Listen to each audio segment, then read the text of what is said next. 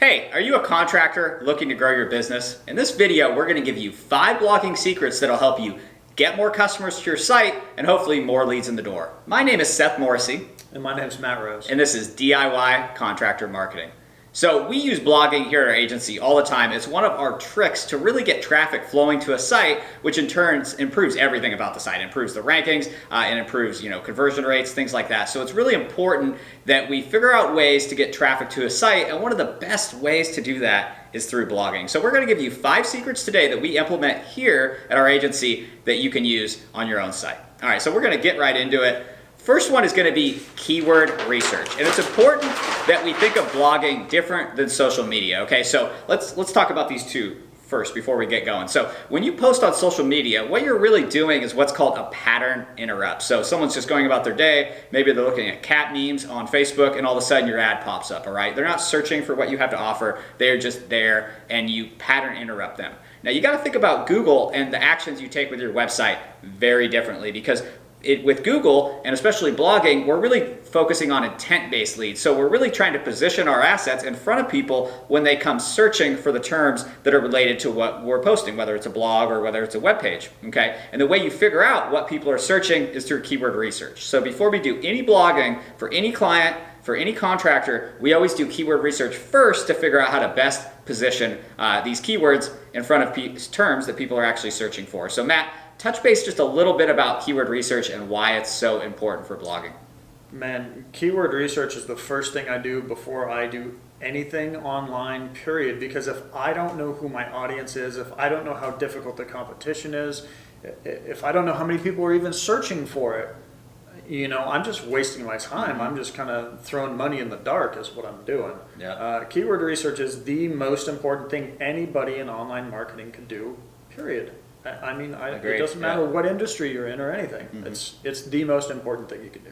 Absolutely. So number 2 blogging secret we have for you is use long tail keywords, guys. And the reason this is so important is if you think of the internet, every day that goes on, it gets more competitive. And if you were to blog about a term, for example, cedar shingling, if you were to just blog about that, if you look at the top, it's going to be very competitive. It's probably going to be big sites like Home Depot. They're going to be very powerful, and the chance of you ever ranking on the first page for that is very small. So in turn, that means no one will see your blog. So instead, what you want to do is you want to focus in on those long tail keywords. So these are keywords that are maybe 4 or 5 words, things like that.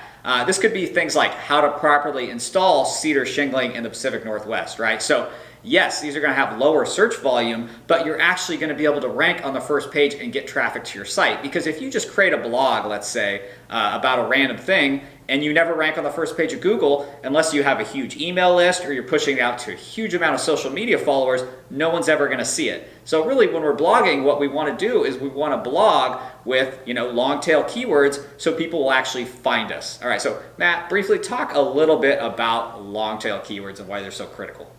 Man, it's one of the biggest mistakes I ever made getting started in online marketing. I was told this by my coaches and my mentors, go after long tails first. And what did I do? No, I didn't. I went after the single and the double keywords. And to this day, I'm still trying to get the top positions for some of those keywords. Some of them I did well and got them. But where I get a lot of my personal traffic for our websites, for our agency, for everything, is through long tail keywords, and those just compound and stack.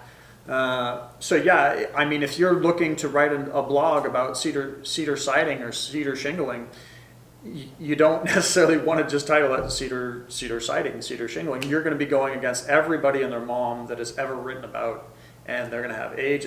So many factors are against you. You really want to choose, I would even go further and say keywords that are like 6, 7 words long, how to install cedar shingles in the Northwest or something like that, and base around that. And you're also, in doing that, you're targeting more than just the long tail. You're targeting all kinds of keywords when you're doing that. That's a great point. Yeah, and another thing that should be mentioned here is, let's say you're going after cedar shingling, okay? Think of in the mind of someone searching that. What is their intent? It's hard to say. They could be wanting to buy cedar shingling. They could want install instructions. They could just be doing research for a paper. So you're really getting a broad group of people, and there's no real intent there. But if you were to target how to properly install cedar shingling in the Pacific Northwest, right? the intent is there. So that traffic, even though it's less, the intent is better, okay? And they're more likely to convert into a customer. So when we're doing long tail, there's a bunch of reasons they're great, but that intent-based is one of the main. And you'd be surprised, you would stop and think, when you start getting out in a 6 and 7 word long tail keywords, you'd think, man, there can't be that much search traffic for that. But I have found long tail keywords constantly, 6, 7 words long, that there's 1,000 a month searches for, and the competition is little to none when I'm getting that long for that keyword. They're just gold mines when you find them. All right, guys, so now we're on the number 3 blogging secret, and that's write 1,000 word or more blogs. And so I'm going to go through the basic strategy of most people that do blogging that we run into here in our agency. Most of the contractors we work with, here's what they do. They go ahead and they steal a paragraph from someone else's blog, and they put that on their blog, and they put an image, and they hit post, okay? And the reason this doesn't work is, one, the blog's not long enough. Google can read it and see there's really nothing there substantive. And the other reason is because Google knows if your content is unique. So Google scans the entire web, and if you're just stealing content, trust me, you're not getting away with it. Google knows, and your page isn't going to be indexed, or it's going to be way at the bottom. You're just hurting yourself. So really, we want to write 1,000 or more word blogs, and we want that content to be unique because we really want something there for Google to grab onto. And 1,000 words is kind of that sweet spot, 1,000 or more, where we really start to get some traction. So talk about long blogs, Matt. Man, yeah, 1,000 words is definitely the target. It used to be, when I got started, 500 or more, but the real purpose behind and why you want 1,000 words is typically a lot of articles you're going to find, especially in the long tail world, will be blogs that are like 3, 4, 5, maybe even 600 words long. There will be some that are longer, but when you're finding those, you're going to want to trump those just a little bit, and you're going to want to give more information, and you're really going to want to take your time and give quality information, because what we're really after is the user experience and their on-page time. So the longer you make it, if you're writing a great article and they're just digging in and they're reading it longer, Google's seeing this. They asked a question, they got an answer, your blog, and their on-page time is extreme, especially when it's longer. And Google's seeing that, and because if somebody comes in and they read a long article, they're going to push you up in rankings, because they're going to say, this person searched this, they found you, they spent all the time, they went through your whole article, you obviously are giving great content, we're pushing you up in the search because we want to give our users a good experience. Absolutely. So good point. And the other thing with writing short blogs is, let's say you do write a 100-word blog. Well, chances are someone's just going to come along and write 1,000 and beat you out. So really, when we create blogs, we want to think long-term and think of it just kind of like another door into your website, all right? So you have, your people could type in your URL into the bar. They could search you and find you for your main keywords, but every blog that we can add to our site adds width to our site and more entrances for people to find us when they're searching in the search engines.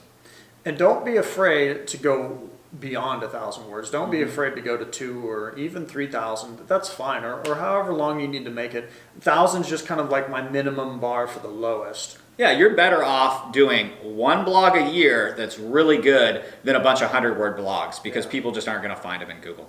All right, guys, so our number 4 blogging secret is unique images. And the reason unique images are so important is, number 1, Google knows if the image isn't unique. There's a lot of info out there that say they can't necessarily tell what's in the image, but they definitely know if it's the same image just by the pixels and things like that. So there's no reason to steal images. It's only going to get you in trouble. It's only going to hurt your site. Go out there and get unique images. And you don't need a professional camera to do this. You can do this with an iPhone. However you have to get them, get unique images and get those images on your blog.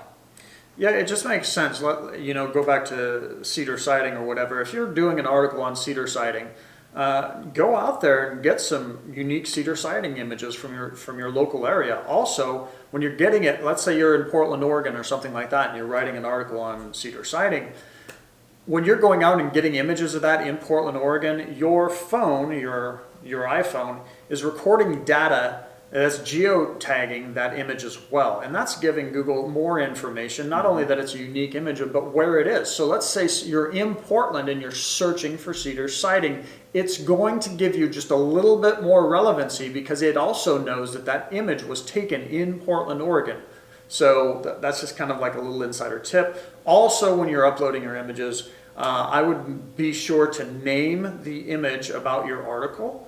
Keywords. Keywords, getting them in there. And then also on an alt image tag, I would also put it in there. Absolutely. And one other reason that we add a lot of images to our blogs is if you think about it, if you were to, just search regular Google, usually what you see is just a bunch of web pages, right? But what a lot of people do is they search Google images, all right? So if we do this properly, if we add, let's say, 5 or more images to our blog, and each image we name a unique keyword and add the alt tag, unique keyword, then what's happening is when people are searching Google images, we're giving them more avenues to find our blog. And another little tip is put text on some of these images, right? Because if you're searching through Google images and there's 100 images, they all kind of just look the same. But if there's one that has text that pops and stands out, maybe you'll get that click through to your blog and then you'll get another website visitor. All right, guys, so the number 5 tip we're going to give you in blogging secrets is promote with social media. Now, we're not promoting blogs here on social media just to get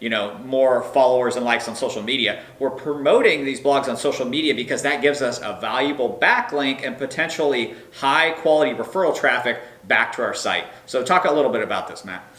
Yeah, it just makes sense that when you write an article, you're going to want to share it out there a little bit. And this isn't duplicate content when you're sharing it out on social platforms. What you're really doing is you're wanting to get width and areas for people to come in and just get 1 or 2 clicks to your website, 1 or 2 visitors, because what that's going to do is that's going to help index that blog and just get traffic. And any kind of traffic is going to show relevancy in Google's eyes and help you push that up. Also, I am personally looking for the backlinks from whether it be, Twitter, Facebook, Instagram, Pinterest, whatever, wherever you're placing this. I'm just looking for those backlinks to just give a little bit of juice to that blog and then push it up in the rankings. Yeah, and I think the indexing part is really big, especially for people just starting out. Let's say you have a small contractor site, you don't have a lot of traffic yet. A lot of times you'll post a blog and Google just won't even know about it. They don't crawl your site because you don't add content enough. So by really posting these on social media, what you're doing is you're really forcing Google to index it and get it found. Yeah. All right, so how do you feel about giving them a bonus? Sure. Okay, we're going to give you a bonus. All right, so we gave you the 5 blogging secrets. We're going to give you one more, and this is a big one. Post or embed a YouTube video within your blog. All right, so the reason we embed YouTube videos, and this is different than other video platforms, YouTube videos specifically, is because Google owns YouTube. And it knows where all their videos are located on the web. So if you can embed a video into that blog, that's a shortcut to get it indexed right away. And it doesn't even have to be your video. Obviously, bonus points if you can go out and make a YouTube video too that relates to your blog. That's ideal. But if not, find another video on the subject, post it and embed it somewhere within the post. And there you go. That's another little tip for you. Anything you want to add to that? No, it's really as simple as even on this video, if you find this on YouTube or whatever, below a video, you can go to the share area, and in that share area, there's just a little place where you embed this video, you grab that code, and then go ahead and put it on your website. Put it right in your blog. All right, guys, so if you like this video and want to see more content just like this, go ahead and like this page. Or if you want to access our free 4-step system to get endless jobs for your contracting business and join our 45-minute webinar, go ahead and click the link below to get free access to this webinar. We share a lot of amazing stuff in there. I hope to see you guys on the inside. Click the link. We'll see you there. Take care. Take care.